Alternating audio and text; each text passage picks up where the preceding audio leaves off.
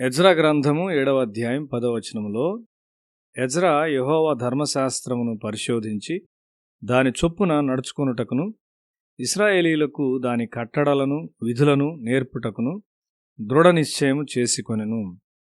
తన ప్రజలకు ఏదైనా చేయుటకు దేవుడు శీఘ్రముగా ఒక మనిషిని పిలిచినప్పుడు అతడు అయోగ్యుడు మరియు సిద్ధపడని వాడైనప్పుడు అదెంతో విషాదకరంగా ఉంటుంది. దేవుని మందిరము కొరకై తన ప్రజలను సిద్ధపరచు బాధ్యతను మనం వహించుటకు దేవుని పిలుపు ఎప్పుడు వచ్చునో ప్రభువునకు చెందిన మనకు తెలియదు. దేవునికి వ్యతిరేకముగా యూదులు పాపం చేసినప్పుడు వారు బబులోను బానిసత్వంలోనికి పంపబడ్డారు. అయితే మీ కొరకు నేను బబులోనును సిద్ధపరచి ఆ ప్రజలు మీ పట్ల దయ కలిగి ఉండునట్లు చేయుదును అని దేవుడు చెప్పాడు. దేవుని శిక్షలు ఎంతో దయాపూర్వకమైనవి. యూదుల్లో కొంతమంది బబులోనులో పరిపాలకులుగా తయారయ్యారు. దానియేలు మరియు అతని సహచరులు ఆ దేశంలో ఒక గుర్తింపు గలవారుగా అయ్యారు. ఈ యూదా ప్రజలు వారి దేశమునకు తిరిగి వెళ్ళి వారి మందిరము నిర్మించట్లో సహాయపడుటకు కోరేషు ఇష్టము కలిగి ఉన్నాడు. ఒక గొప్ప శక్తి సహాయము లేకుండా దానియేలు వంటి ఒక మనిషి తయారు చేయబడలేడు.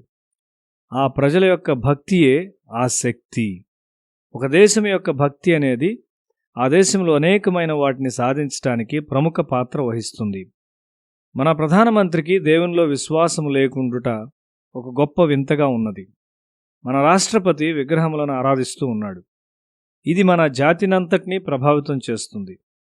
ఏదో ఒక దినాన దేవుడు నిన్ను తన పని కొరకు పిలుచును. కాబట్టి నీవు సిద్ధపడి ఉండాలి. యెరూషలేమునకు తిరిగి వచ్చి యూదులను సిద్ధపరచుటకు ఎజ్రా తనను తాను ప్రత్యేకంగా సిద్ధపరచుకున్నాడు. దేవుని మందిరము కట్టుటకు కావలసిన దాన్ని మనం సమకూర్చుకొనవచ్చును. అయితే దేవుని మందిరమును కట్టు ప్రజల విషయం ఏమై ఉన్నది?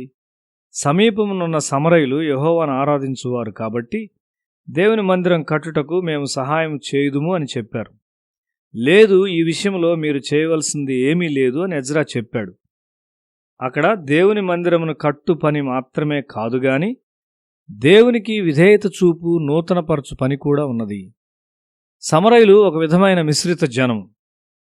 అనేక మంది ఇతర జాతీయులు సమరయులోనికి వచ్చి స్థిరపడి ఉన్నారు. సమరయులు విగ్రహారాధికులతో వివాహ సంబంధములు కలిగి ఉన్నారు. లేదు, దేవుని మందిరమును మేమే కడతాము అని ఎజ్రా చెప్పాడు. దేవుడు ఈ సహవాసమునకు నిర్మాణకుడై ఉన్నాడు. మనం ఎట్లు కట్టుచున్నామో జాగ్రత్త కలిగి ఉందము. దేవునితో మనం సరిగా ఉన్నామా? మన హృదయాల్లో విగ్రహాలున్నాయా? ఈ పనికి ఒక పరిశుద్ధ జీవితమును నీవు కలుపుచున్నావా? పరిశుద్ధత మరియు సంపూర్ణ నమ్మకత్వంతో ప్రారంభించని ఒక రకమైన క్రైస్తవ్యము గల ప్రజలున్నారు. వారికి అనుకూలమైన విధముగా ప్రజల శారీరక రుగ్మతలను మాత్రమే స్వస్థపరచుటకు మనమిక్కడ లేము.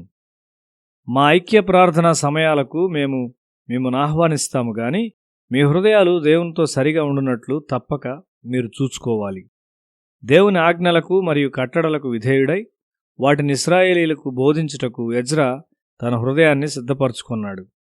ఒక పరిశుద్ధ జీవితము మరియు విశ్వాసము గల ఒక ఆరోగ్యకరమైన ఆత్మీయ జీవితము నీలో వృద్ధి చెందాలని దేవుడు కోరుచున్నాడు. ఎజ్రా నెహెమ్యాలు అయోగ్యులైన ప్రజలను పారద్రోలి విగ్రహారాధికులతో వివాహ సంబంధం గల వారి నుండి ప్రజలను ప్రత్యేకపరిచారు.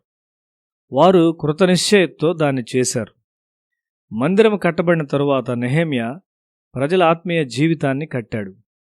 అతడు దేవుని వాక్యము చదువుతూ ఉండగా ప్రజలందరూ నిలువబడి వారు దాన్ని వినుచు ఏడ్చారు. విధేయులవుటకు వారు వారి హృదయములను సిద్ధపరచుకున్నారు. యాజకులు మరియు లేవీయులు తమను తాము శుద్ధిపరచుకున్నారు. సమరయలో లేవీయులు ఉన్నారు గాని దేవుని పనిలో వారు సహాయం చేయుటకు ఎజ్రా వారిని అనుమతించలేదు. అన్ని సమయాల్లో నీవు బోధించిన అవసరం లేదు. నీ జీవితమే బోధిస్తుంది. నీ ఉనికి ప్రజలను పాపంలో ఒప్పుకున్నట్లు చేస్తుంది. రోజులు గడుచుండగా దేవుడు మనకు కృపను శక్తిని ఇచ్చును. అనేకులను విడిపించుటకు దేవుడు నిన్ను వాడుకొనును. అయోగ్యమైన వారితో మీ ప్రార్థనా గుంపులు కలుషితము కాకుండునుగాక. దేవుని వెదకు ప్రజలను సిద్ధపరచుటలోను దేవుని ప్రమాణములను పాటించుటలోను బాధ్యత తీసుకో. దేవుని రాజ్యం కట్టుటలో మనమందరం కలిసి పనిచేయుదము.